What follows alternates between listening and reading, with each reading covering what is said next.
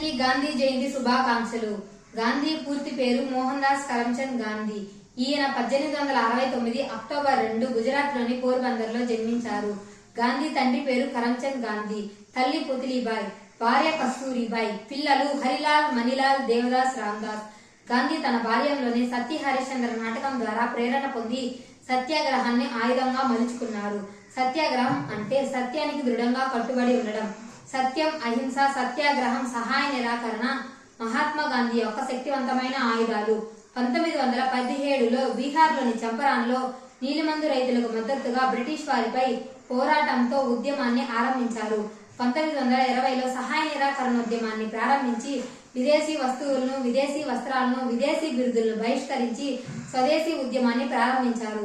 1930లో ఉప్పు సత్యాగ్రహాన్ని ఆరంభించి దండి మార్చ్ ద్వారా ఉప్పు చట్టాన్ని ఉల్లంఘించి ఉప్పును తయారు చేశారు.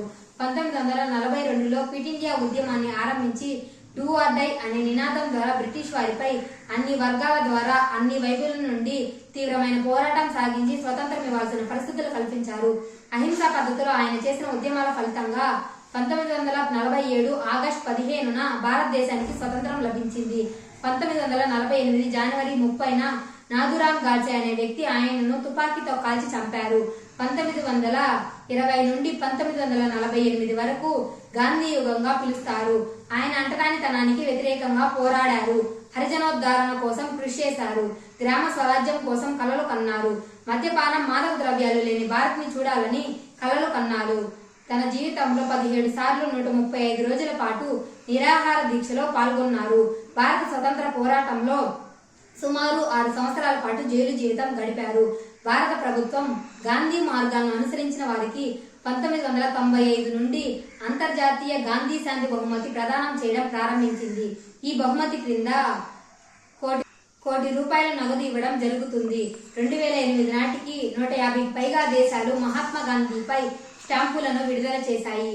గాంధీ గ్రామ స్వరాజ్యం స్ఫూర్తిగా 2014 అక్టోబర్ 2న భారత ప్రధాని శ్రీ నరేంద్ర మోదీ గారు స్వచ్ఛ భారత్ పథకాన్ని ఆరంభించి దేశమంతటా టాయిలెట్స్ నిర్మాణానికి కృషి చేశారు.